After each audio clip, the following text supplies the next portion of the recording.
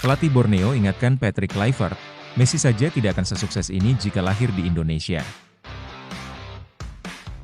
Ketum PSSI ungkap hubungannya dengan Shin Tae-yong pasca pemutusan kontrak kerja. Otak permainan timnas Indonesia adalah Alex Pastor. Federasi Sepak Bola Jepang, JFA, sudah mengumumkan venue laga pamungkas timnas Indonesia di ronde ketiga kualifikasi Piala Dunia 2026. Berdasarkan jadwal resmi, Jepang akan menjadi laga terakhir timnas Indonesia di ronde ketiga kualifikasi Piala Dunia 2026. Keduanya pernah bersua di ronde ketiga. Skuad Garuda bertemu dengan Jepang di Stadion Utama Gelora Bung Karno, Jakarta pada 15 November 2024.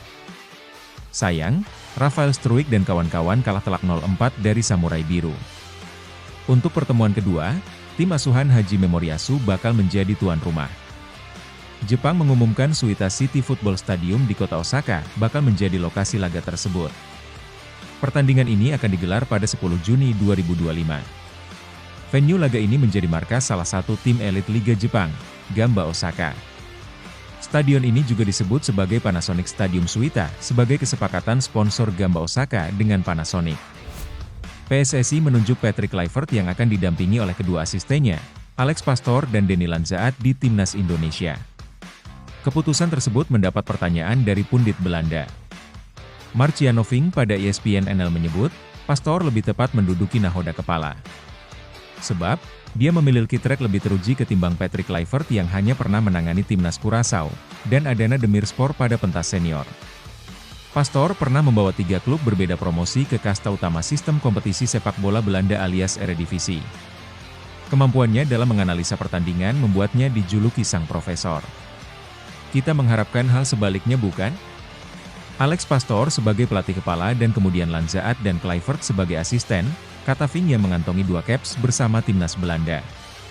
Pada acara sama, Kees Luiks mengaku mengerti keputusan PSSI menunjuk Kluivert sebagai pelatih utama. Mantan BNAC Breda itu menyebut sosok Kluivert sudah tenar sehingga bakal dihormati pemain. Mengenai taktik, Kluivert akan menyerahkan tugas kepada Pastor dan Lanzaat.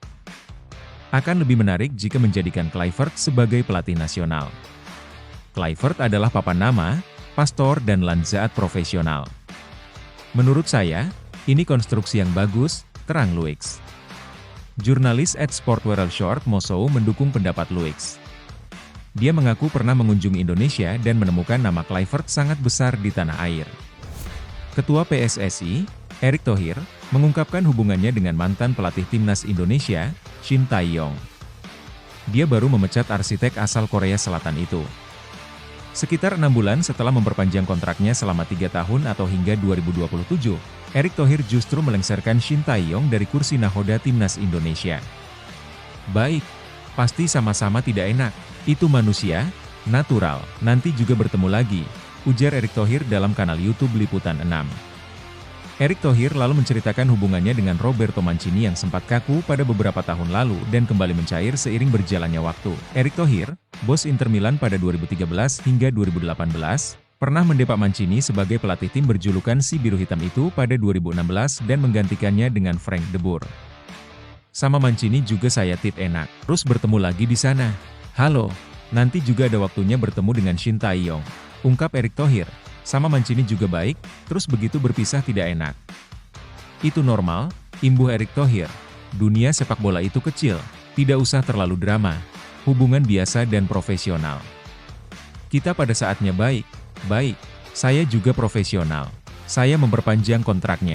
Ketika saatnya memang risiko-risikonya ya selesai. Pelatih Borneo FC, Peter Huista, jadi sosok yang sudah cukup paham dengan sepak bola Indonesia. Meski bukan bertugas sebagai pelatih timnas Indonesia, pengalamannya sudah cukup matang saat membicarakan sepak bola tanah air. Dia sempat bertugas sebagai direktur teknik timnas pada tahun 2014 dan menjadi pelatih interim skuad Garuda. Huistra juga sudah cukup lama memimpin Borneo, tepatnya dari tahun 2023 lalu. Peter Huistra menjelaskan bahwa saat awal datang kondisi sepak bola di Indonesia cukup memprihatinkan.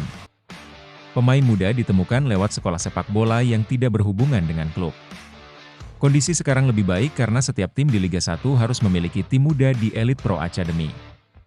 Hasilnya banyak pemain muda potensial yang dilirik oleh tim besar, dan mereka akhirnya memiliki wadah untuk berkompetisi. Tentunya, hal tersebut berpengaruh besar pada regenerasi di timnas Indonesia. Dulu di sini sangat bergantung pada sekolah sepak bola swasta. Sekarang, klub-klub profesional setidaknya sudah memiliki tim usia muda yang lengkap.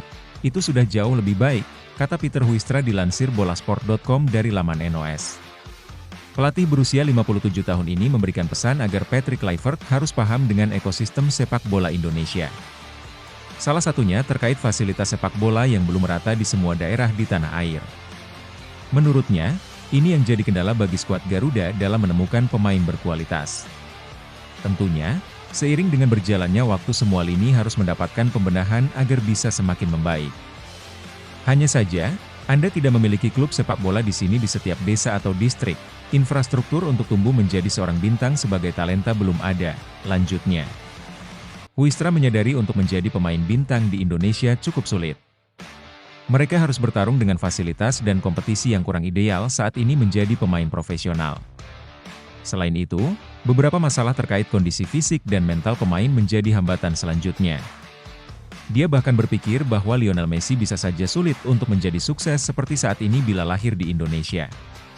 Jika Messi lahir di sini, dia mungkin tidak akan pernah bisa menembus, tegas Huistra.